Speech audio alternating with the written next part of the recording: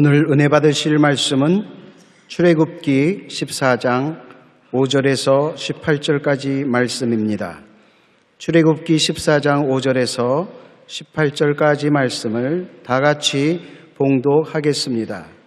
그 백성이 도망한 사실이 애굽 왕에게 알려지매 바로와 그의 신하들이 그 백성에 대하여 마음이 변하여 이르되 우리가 어찌 이같이 하여 이스라엘을 우리를 섬김에서 놓아 보내었는가 하고 바로가 곧 그의 병거를 갖추고 그의 백성을 데리고 갈새 선발된 병거 600대와 애굽의 모든 병거를 동원하니 지휘관들이 다 거느렸더라.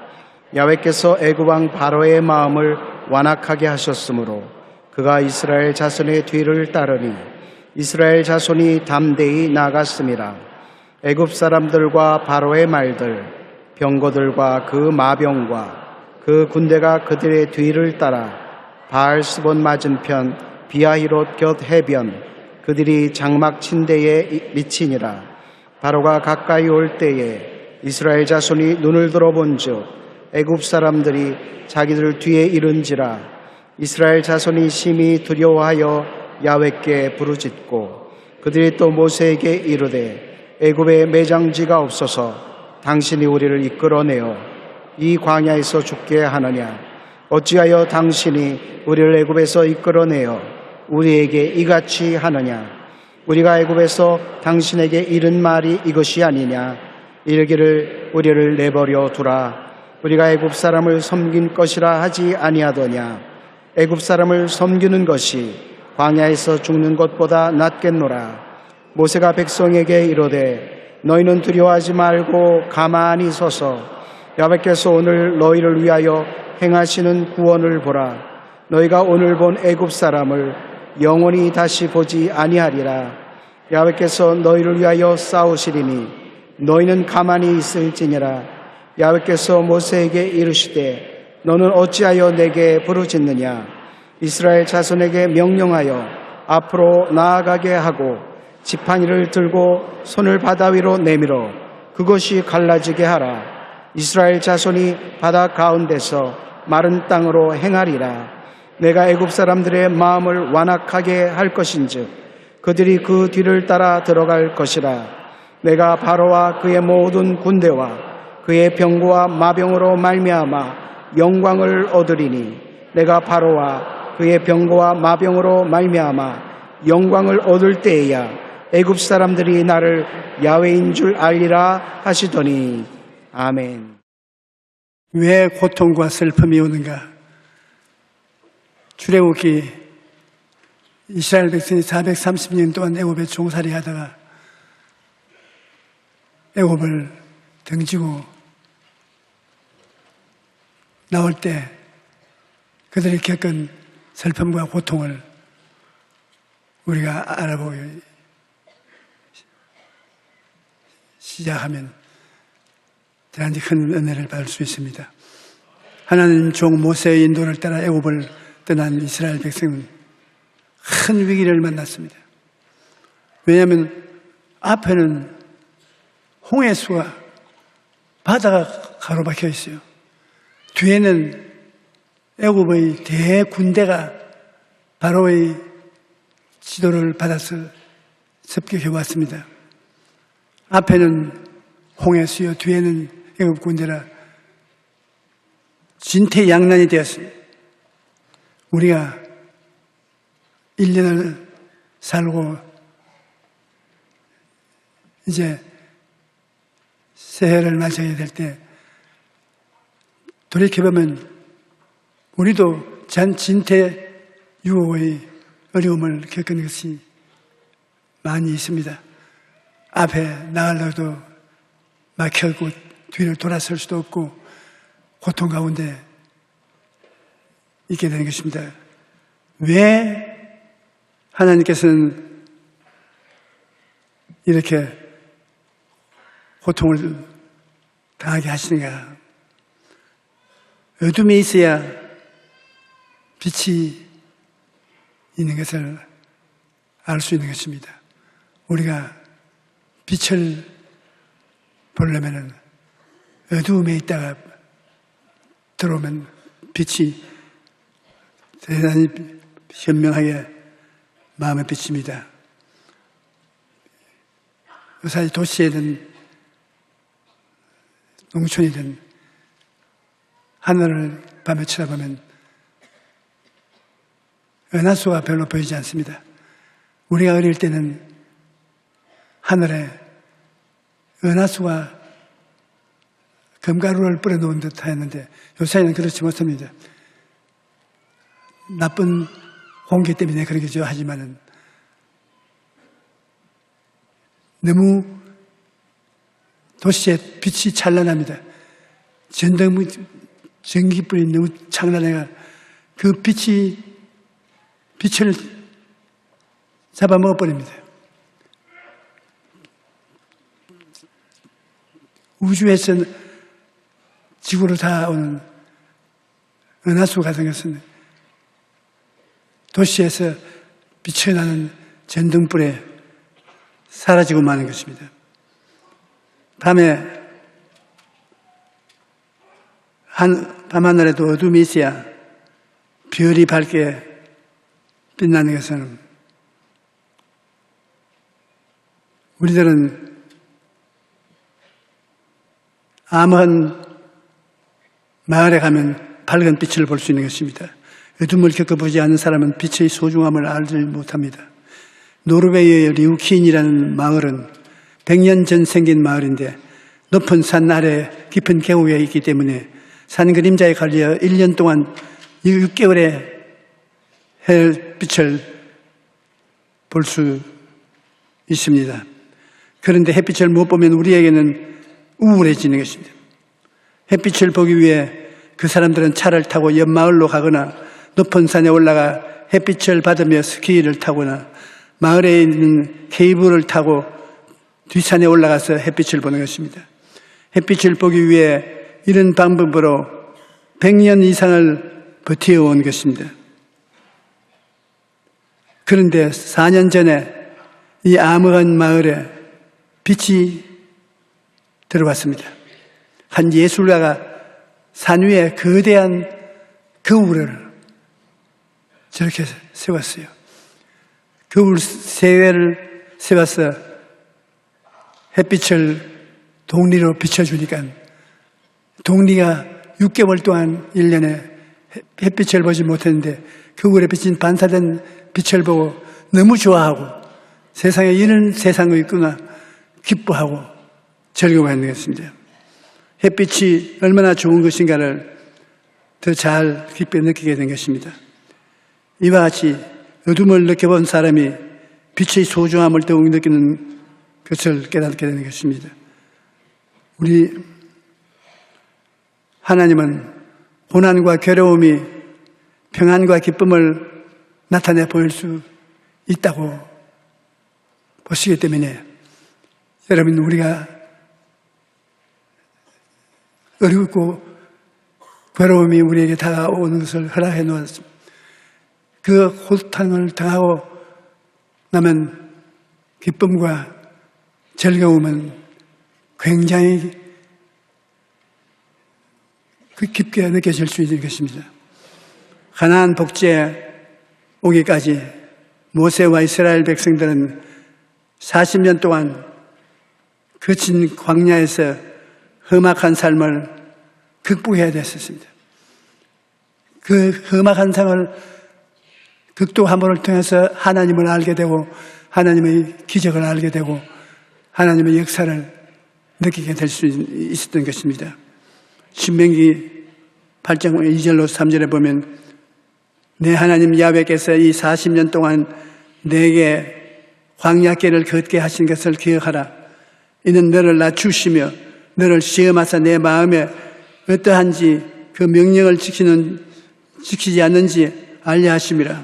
너를 낮추시며 너를 줄이게 하시며 또 너를 알지 못하는 내 조상들도 알지 못한 만나를 내게 먹인 것은 사람이 떡으로만 살 것이 아니요 하나님의 입에서 나오는 모든 말씀으로 사는 줄을 내게 알게 하심이라. 하나님께서 이스라엘 백성들에게 여러 가지 고난과 시련을 겪게 함으로 말미암아 하나님의 도우심이 얼마나 위대하다는 것을 알게 하려고 하는 것입니다. 이스라엘 백성들은 애굽을 떠난 지 얼마 되지 않아 위기를 만났습니다. 그런데 하나님이 뜻을 따라 애굽을 떠난 것에 왜 이런 시련이 다가오는가? 하나님 애굽에서 떠나라고 해서 떠났는데 왜 시험이 다가오냐고 그들은 질문을 했습니다. 14장 12절에 보면 이유를 짐작할 수 있는데 이스라엘 백성들은 애굽을 떠나기 전 모세에게 우리를 내버려 두라. 우리가 애굽 사람을 섬길 것이라. 자기들을 인도하시는 하나님을 믿지 못하고 광야에서 죽는 것보다 애굽에 살면서 애굽 사람의 종나라 하는 것이 좋겠다고 이와 같은 불신앙이 가득한 사람들이 이스라엘 백성들인데 이들이 하나님을 떠나서 광야를 지나 젖과 꿀이 흐르는 광야로 간다는 것이 거의 불가능했습니다. 그들은 그 마음속에 불신앙이 꽉 들어찼습니다. 하나님 계신 것도 알지 못하고 하나님의 기사와 이적이 있는 것도 알지 못했습니다. 그래서 하나님께서는 이스라엘 백성을 바다 가운데로 건너게 하시고 바로의 군대를 수장시켰습니다. 바닷물이 갈라지고 그 애굽 군대들이 따라 들어오게 해서 물을 흐르게 함으로 애굽 군대를 전멸시킨 그 장면을 그들이 보고 야 하나님이 정말 계시는구나. 하나님이 살아계시지 않고는 이런 일이 있을 수 있겠나. 그들은 불신앙이 사라지고 신앙이 살아 이르기 시작하는 것입니다. 14장 31절에 이스라엘이 야훼께서 애굽 사람들에게 행하신 그 큰 능력을 보았으므로 백성이 야훼를 경외하며 야훼의 그 종 모세를 믿었더라. 뿐만 아니라 이 사건에 애굽 사람들이 하나님을 야훼인 줄 아셨던 것입니다. 고통에는 하나님의 선한 목적이 있습니다. 하나님께서 우리를 고통에서 건지시고 이런 경험을 통해 우리의 믿음을 더욱 견고하게 하시는 것입니다. 고난이 우리네에 유익을 주는 일이 있습니다. 나무는 뿌리를 깊이 내리지 못하면 강풍이 불 때 쓰러지기 맙니다. 미국에 가면 큰 나무들이 길거리에서 뿌리가 뽑혀서 넘어진 것을 볼 수 있습니다. 그것은 미국에는 땅이 너무 기름져서 기름진 땅에 나무를 심어주니까 나무가 별 노력 없이 뿌리를 깊이 내리지 아니하고 그냥 자랐어. 나무에 바람이 불어오니까 뿌리가 파헤쳐진 것입니다. 그러나 우리 한국에 와서 길거리에 보면 바람이 불어도 큰 나무가 많이 파헤쳐 넘어진 것이 없습니다. 한국은 땅이 척박하고 양문이 많지 않아서 여기 살려면 뿌리를 깊이 내려야 되는 것입니다. 한국의 나무들은 뿌리 깊이에서 땅에 내려가므로 바람이 불어도 뽑히지 않습니다. 우리 신앙도 아주 어려움 당하지 않고 평탄하게 신앙생활하는 사람은 신앙에 고난이 다가오면 신앙이 잃어버리고 말합니다. 그러나 아주 척박한 생활 환경에서 하나님께 기도하고 하나님의 기도에 응답을 받아서 살아온 사람은 여간해도 신앙이 흔들리지 않습니다. 고난을 지켜도 하나님께 엎드려 기도해서 하나님의 응답이 내려와서 응답을 받고 쓰러지지 않습니다. 척박한 땅에 숨겨진 나무들은 살아남기 위해 뿌리를 땅속 깊이 내립니다. 그래서 웬만한 바람에도 쓰러지지 않습니다. 척박한 땅에서 뿌리를 깊이 내리는 나무처럼 인생도 고통과 슬픔을 통과할 때 뿌리를 깊이 내리게 되는 것입니다. 하나님은 우리 인생도 광야를 지나게 할 때가 있습니다. 그리고 고난과 괴로움을 이기고 나면 하나님께서 평안과 기쁨의 삶을 예비해 놓고 기다리는 것입니다. 고난을 겪고 나가면 기쁘고 즐거움이 다가오지만 기쁨과 즐거움만 기다리고는 고난이 떠나지 않습니다. 우리가 이 세상에 왜 어둠을 겪게 하는지 하나님 앞에 탄식할 때가 있습니다. 새로운 삶을 살기 위해서 하나님께서 우리 위하여 억센 고통과 괴로움을 겪게 합니다. 그 어려움을 겪고 나오면 기쁨과 즐거움이 기다리고 있는 것입니다. 이 세상에 예수님보다 더 억세고 고통스러운 괴로움을 견딘 분이 어디 있습니까? 예수님을 구주로 모시면 한없이 고통을 당한 하나님의 아들을 가슴에 모시게 됩니다. 그러므로 예수님과 함께 힘을 얻어 어려움을 이기게 되고 하나님 앞에 축복을 받게 되는 것입니다.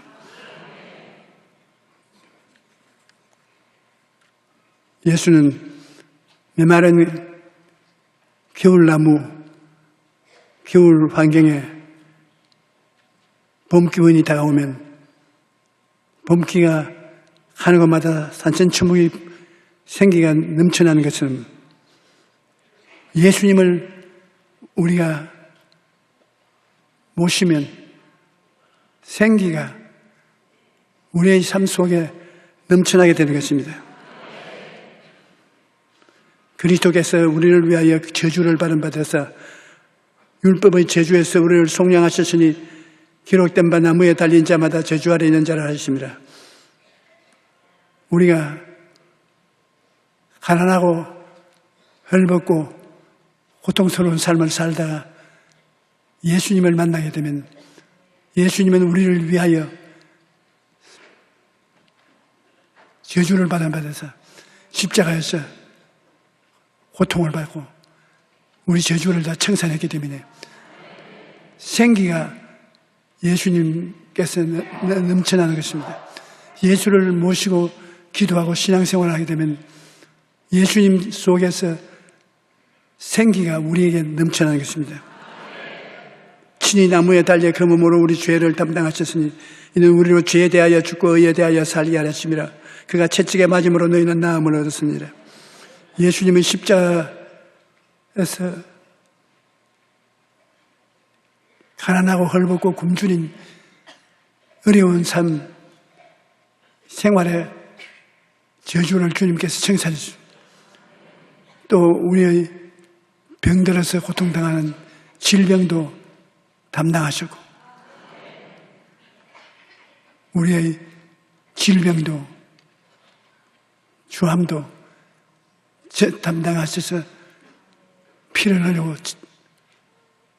이거 다 없애버리기 때문에 우리가 예수 그리스도를 모시면 그리스도와 일체가 되는 것입니다. 예수 죽음 내 죽음, 예수 죽음 내 부활, 예수 성천 내 성천, 예수 천국 내 천국. 이렇게 그리스도와 우리가 한 해가 된 상태를 체험합니다. 고린도후서 4장 10절에 보면 우리가 항상 예수의 죽음을 몸에 짊어지면 예수의 생명이 또한 우리 몸에 나타나게 하려 합니다. 예수님을 모시면 예수님 죽은 예수님 모시지 않습니까? 십자가에서 죄 때문에 저주 때문에 질병 때문에 고통 때문에 예수님이 고통 때문에 십자가에 매달렸습니다. 그 예수님을 우리가 모시면 예수의 생명인 영혼이 잘됨같이 범사에 잘되며 강건하고 생명을 얻되 풍성하게 얻는 생명의 역사가 우리 속에 나타나게 하려 하는 것입니다. 그러므로 우리가 예수님을 십자가에 달린 예수님을 모셔드릴 때 생각을 바꿔야 되는 것입니다. 예수님이 할 수 있거든요. 무슨 말이냐? 믿는 자에게는 능치 못한 일이 없다고 말합니다. 십자가에 매달려서 예수님이 우리를 위해서 청산해 주신 그 은혜를 우리가 소유했다고 믿어야 되는 것입니다. 내게 능력 주신 자 안에서 내가 모든 것을 할 수 있느니라. 예수님은 종교로서 우리를 부른 것이 아니라 우리를 예수님의 생명을 나누어 주기 위해서 우리를 부르신 것입니다. 우리가 예수 그리스도를 모시고 찬양하고 기도하고 그러면 그리스도 안에 있는 생명의 생기가 우리에게 흘러들어오는 것입니다. 예수 생명이 내 생명이 되는 것입니다. 그리고 예수님의 그 생활 속에 겪은 것을 우리에게 준 것을 꿈꾸어야 되는 것입니다. 우리 마음속에 예수님의 의로움이 우리 의로움이 되고 예수님의 거룩함이 우리 거룩함이 되고 예수님의 건강이 우리 건강이 되고 예수님의 축복이 우리 축복이 되고 예수님의 부활성천이 우리 부활성천이 되고 완전히 바꾸어치가 되는 이것이 우리 것이 된 것으로 생각하고 꿈꿔야 되는 것입니다. 너희 안에서 행하시는 일은 하나님이시니 자기의 기쁘신 뜻을 위하여 너희로 소원을 두어 행하게 하신다. 예수님 모습을 우리가 믿음으로 받아들여야 되는 것입니다. 예수께서 그들에게 대답하여 이르시되 하나님을 믿어라. 내가 진실로 너희에게 이르노니 누구든지 이 산들을 명하여 바다에 던져라 하며 그 말하는 것이 이루어질 줄 믿고 마음에 의심하지 아니하면 그대로 되리라. 우리가 믿는 믿음이 보통이 아니라는 것입니다. 실제로 이 믿음을 가지고 명하면 그 믿음이 이루어진다는 것입니다. 기도하고 이루어지는 것. 히브리서 11장 6절에 보면 믿음이 없이는 하나님을 기쁘시게 못하느니 하나님께 나아가는 자는 반드시 그가 계신 것과 또한 그가 자기를 찾는 자들에게 상 주시는 이심을 믿어야 할지니라. 우리가 우리의 삶 속에 시험과 환난을 당하여 괴로울 때도 기도하고 그 기도를 명령하면 주님이 따라서 일해 준다는 것을 믿어야 되는 것입니다. 참으로 살한 역사가 우리의 생활 속에 나타난 것을 우리가 알아야 되는 것입니다. 창조적인 선언을 해야 돼요. 시편 21편 2절에 그 마음의 소원을 들려주셨으며 그 입술의 요구를 거절하지 아니하였다. 입술에 거절하면 안 되는데 여러분이 긍정적으로 하나님 기쁨을 주십니다. 그러면 기쁨을 주셔요. 즐거움을 주십니다. 즐거움을 주십니다. 건강하게 됩니다. 건강하게 됩니다. 원하는 것을 입술로 고백을 하면 창조적인 선언을 따라서 하나님이 일을 해준다는 것입니다. 3차원의 물질 생활을 딛고 4차원의 영의 세계로 돌아가면 참으로 하나님을 만나게 된 것입니다. 야훼의 말씀이니라 너희의 향한 나의 생각을 내가 아나니 평안이요 재앙이 아니니 너희에게 미래와 희망을 주는 것이라. 너희가 내게 부르짖으며 내게 와서 기도하면 내가 너희들의 기도를 들을 것이요 너희의 온 마음으로 나를 구하면 나를 찾을 것이요 나를 만나리라.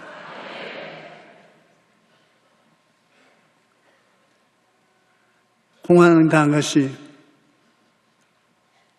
유익이라는 것은 어떤 사람이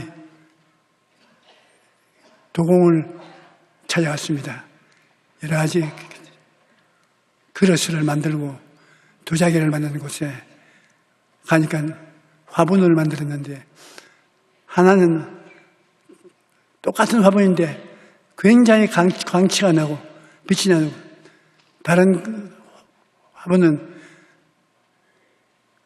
빛이 나지 않고 어둠컴컴하고 좋지 않습니다. 왜 그러냐 물으니까 빛이 난 이 도자기는 불도가니를 통해서요. 불로서 구웠기 때문에 빛이 나오는데 빛이 안 나는 것은 똑같이 만들었으나 불 통하지 않으니까 이렇게 아름답게 되지 않았다는 것입니다. 하나님께서 우리를 도가니로 생각하고 우리를 불시험을 당하게 하면 빛나는 신자가 된다는 것입니다. 그러나 불시험을 당하지 아니하면 우리는 빛난 천국의 기쁨이 없다는 것입니다. 아름답지 않게 된다는 것입니다. 불을 통과해야 아름다운 도자기가 탄생하듯 사람은 고통과 슬픔을 통과할 때 더 아름답게 되는 것입니다. 그래서 시편 기자는 이렇게 고백합니다. 고난당한 것이 내게 유익이라. 이로 말미암아 내가 주의 율례들을 배우게 되었나이다. 생각을 긍정적으로 해야 되는 것입니다. 유한양행의 창업자인 고 유일한 박사님은 신실한 크리스천인데 미국에서 숙주나물 사업을 해서 돈을 굉장히 많이 벌었습니다. 그래서 그 돈으로 제약회사를 만들었는데 그때 일을 읽어보면 그 당시 숙주나물은 미국인들에게 생소하기 때문에 호응을 얻지 못했습니다. 콩나물을 미국 사람들은 별로 좋아하지 않았어요.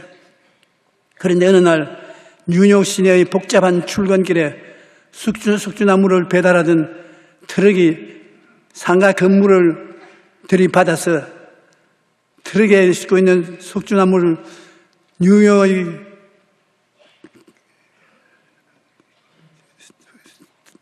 온 길거리에 흩어놓고 야단 법석이 났습니다. 텔레비가 와서 찍고 라디오와 방송을 하고 신문에 나가고 이래가지고서 유한양행 사장님이 이제 나는 망했다. 하나님, 내가 하나님을 믿고 의지하고 살았는데 왜 나를 이렇게 버립니까? 나는 이제 빈손 들게 됐습니다. 그러고 탄식했는데 희한한 일이 생기니 어찌 텔레비나 신문이나 심지어 잡지에까지 공짜로 막 기사가 나가니 이 콩나물은 서양 사람같이 고기를 많이 먹는 사람에게는 꼭 콩나물이 필요하다고, 어디 숨었다가 이제 나왔는지 콩나물을 먹어야 된다고. 이래가 콩나물 주문이 너무 많이 들어와서 정신을 차릴 수가 없어요. 그래서 그 콩나물을 팔아가지고서 세계적인 제약 회사를 세운 것입니다.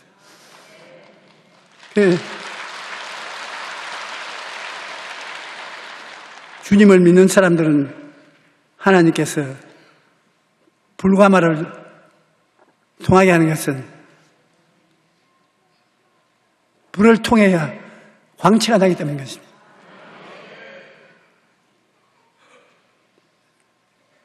숙주나물 자동차 뒤엎어져서 콩나물을 온 길바닥에 뿌린 이것이 신문 기사에 난 것이 얼마나 좋은 광고입니까? 그 돈을 주고 그 광고를 하려면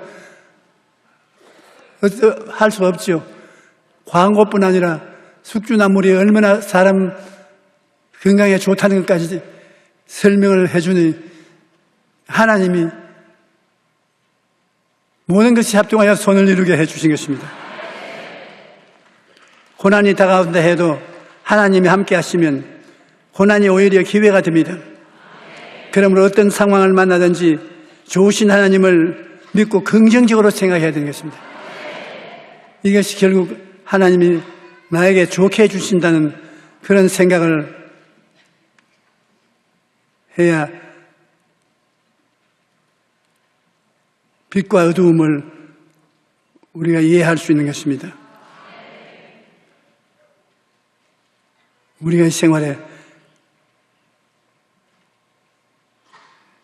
새들이 머리 위에 날아다니는데 새들이 머리 위에 날아다니는 것은 어찌할 수 없어요.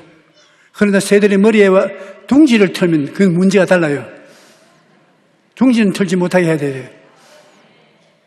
마귀가 못한다, 안 된다, 할 수 없다, 너는 망했다. 그것을 머리에 생각에 둥지를 털면은 그건 완전히 부정적이 되어서 망해요. 마귀가 머릿속에 이 생각 저 생각을 왔다 갔다 하게 하는 날라다니는 것은 어찌할 도리가 없어요. 그러나 마귀가 머리에 앉아가지고서 너는 못한다, 안 된다, 너는 죽었다, 그 생각을 고정적으로 생각하게 만들어주고 그 생각을 계속함으로 마음에 고통을 가지고 있으면 그거는 둥지를 털고 있기 때문에 안 되는 것입니다. 둥지 모르게 나사렛 예수 이름을 명하노니 예수님의 이름과 보혈로 물러가라. 물리쳐야 되는 것입니다. 그러고 마귀의 둥지를 트는 대신에 성령님의 둥지를 트게 만들어야 되는 것입니다. 하나님의 성령의 말씀을 우리가 외워 머리에 늘 씻고 있으면 좋은 일이 생겨나는 것입니다. 안 된다, 할 수 없다, 이런 부정적인 생각이 들어올 때마다 둥지를 털지 못하게 나사렛 예수 이름으로 쫓아야 되는 것입니다. 마귀가 주는 생각이 마음속에 둥지를 털지 못하게 만들어야 우리 생활이 평안할 수 있는 것입니다.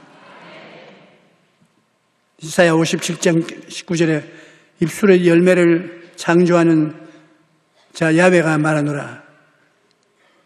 하나님은 입술의 열매를 창조하시는 분이십니다. 우리가 하나님을 믿고 입으로 시인하면 전능하신 하나님께서 그 말의 열매를 창조하셔서 우리의 삶에 나타나게 하시는 것입니다. 우리는 날마다 인생이라는 밭에 말이라는 씨를 뿌리고 삽니다. 긍정적인 말을 심으면 긍정적인 열매를 수확하고 부정적인 말을 심으면 부정적인 열매를 수확하게 되는 것입니다. 그러므로 우리의 삶 속에 왜 고통과 괴로움이 다가오느냐? 하나님께서는 고통과 괴로움을 통해서 더 아름다운 신앙을 창조해내고 합동하여 유익을 이루게 하는 축복을 주시기 위해서 그렇게 하시는 것입니다. 우리는 매일매일 여러분 머리에 성령께서 둥지를 트게 만들어서 성경의 말씀이 머리에 꽉 차 있으면 그 말씀이 씨앗이 되어서 씨가 뿌려지는 것이 열매를 맺게 되는 것입니다. 절대로 마귀가 여러분에게 둥지를 트지 못하게 부정적인 생각을 가져오면 물리쳐야 돼요. 예수님 이름으로 명하노니 물러가라. 물러가라. 제가 내 이름으로 귀신을 쫓아낸다고. 쫓겨나갑니다. 날라다니기는 날라다니도 둥지를 못 털죠.